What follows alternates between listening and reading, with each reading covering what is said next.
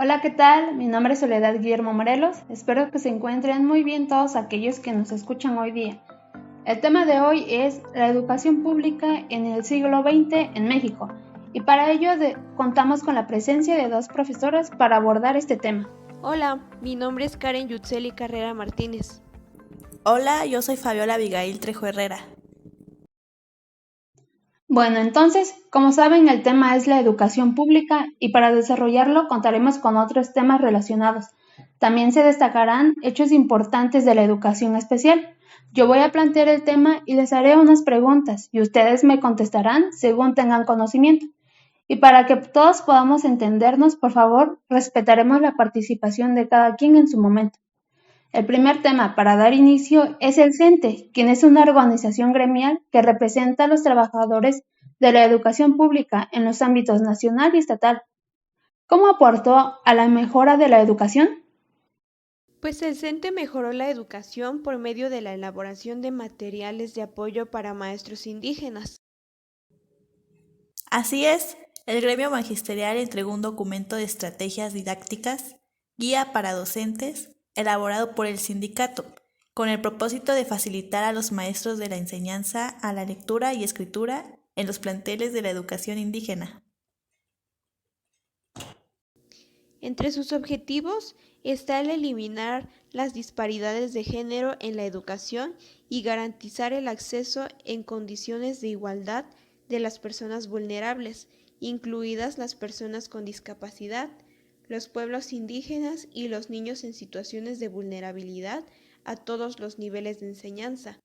El CENTE mejoró la educación también apoyando la obra educativa del presidente Adolfo López Mateo, principalmente en el plan de 11 años y la publicación y distribución de los libros de textos gratuitos.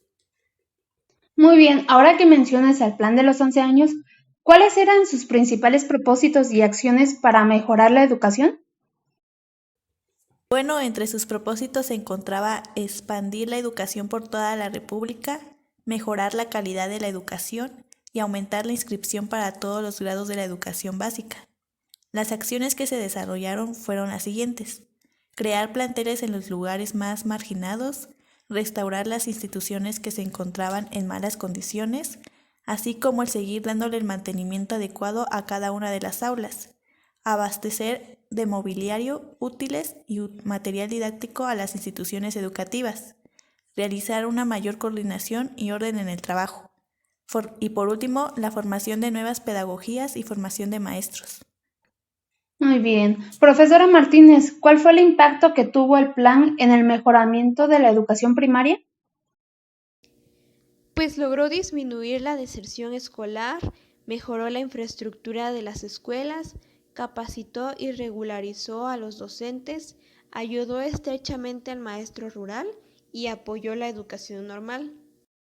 Bueno, la educación ha evolucionado junto con el hombre como herramienta y memoria de manera informal, aunado a aquellos que consideran que se transmite de padres a hijos o de manera formal a través de métodos y establecimientos constituidos por profesores para instituir y educar. Considerando que este tipo de sistema educativo es concebido para niños socialmente capacitados, clasificados como aptas o por estándares sociales, quedando parcialmente fuera de la enseñanza formal los niños con discapacidad.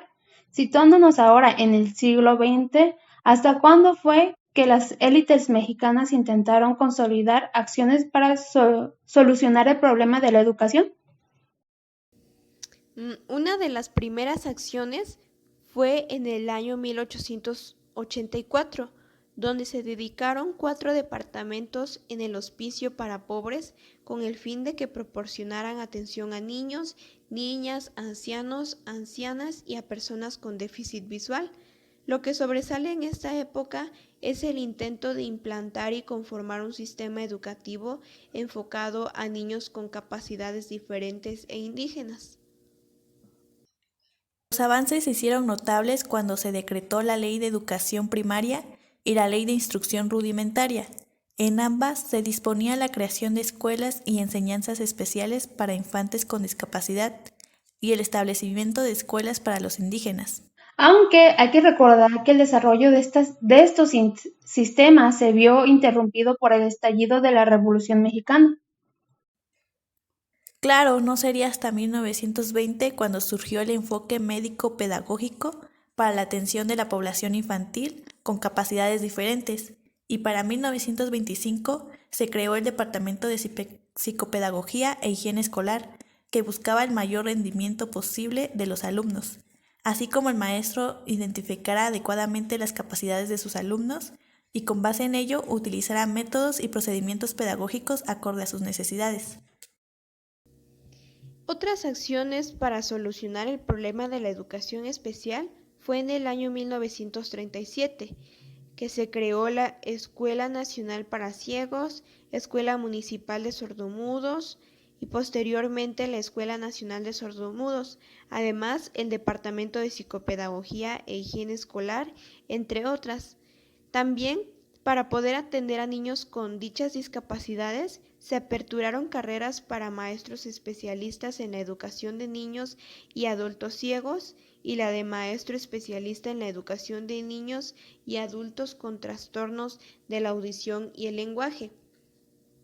Posteriormente, en el año 1960, se fundaron las escuelas primarias de perfeccionamiento, tomando en cuenta las asignaturas de los programas de primaria de la SEP. Bueno, y los avances en materia en educación especial se iban desarrollando a la par del sistema educativo mexicano, pero sin ser parte del sistema. Así es. Además, en el año 1872 y 1873 se crearon instituciones para la atención de los niños con deficiencia mental, ciegos y sordos, con la idea de una educación preocupacional para preparar a los alumnos en la adquisición de un oficio que les sirviera para integrarse a la sociedad como elementos productivos, muy parecidas a las que hoy conocemos como centros de atención múltiple.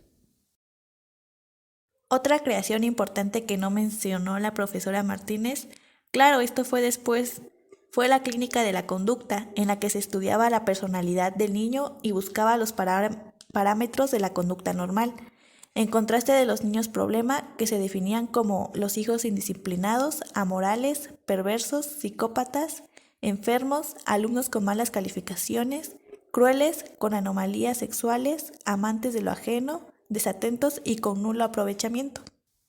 En esta época se incrementó por parte de las familias que tenían un niño con capacidades diferentes en respuesta a la carencia del sistema educativo mexicano, medidas de enseñanza que ayudaran al infante con condiciones diferentes. Por este motivo, muchas organizaciones educativas de la sociedad civil surgieron como resultado de la reunión de familiares o de las propias personas con discapacidad y se fortalecieron con la participación de especialistas y profesionales de distintos ámbitos. Si bien es cierto los avances en materia de educación especial siguieron dándose, no es hasta 1970 que se crea la Dirección General de Educación Especial. Hecho que significó un hito importante en la evolución de la integración de las personas con discapacidad en México. La Dirección General de Educación Especial no solo se preocupó por crear contextos en los que la persona con discapacidad pudiera integrarse dentro de la comunidad escolar, así como el aprendizaje esperado, sino que también pretendía que se diera una integración social, ya que es necesario para la conformación de estructuras mentales. Y bueno, con todo lo anterior y con el paso del tiempo se descubre que la estrategia educativa debe ser la de integrar al sujeto para que pueda interactuar con éxito en los ambientes socioeducativos primero y sociolaborales después. Y para finalizar, ¿algo que quiera compartir, profesora Trejo? Sí, claro. Situándonos ya en los últimos años de los 90, por ejemplo, traen consigo el modelo de la integración educativa para la atención de las personas con necesidades educativas especiales con y sin discapacidad. Y a partir del año 2000, los objetivos de la educación básica nacional es realizar su labor con la mayor justicia y equidad que les sea posible, garantizando los derechos y oportunidades para todos en igualdad, permanecer en la integración y articulación de los 3 niveles de la educación básica para garantizar la continuidad curricular y la calidad del proceso educativo. Bueno, fueron muchas acciones que tuvieron que realizarse para garantizar una educación pública y sobre todo una educación especial a aquellos que lo necesitan. Bueno, y eso ha sido todo. La verdad nos quedaron muchas cosas por comentar, pero se destacaron cosas muy importantes relacionadas con la educación en el siglo XX en México. Muchas gracias, profesoras, por asistir y muchas gracias a todos los que se quedaron hasta el final.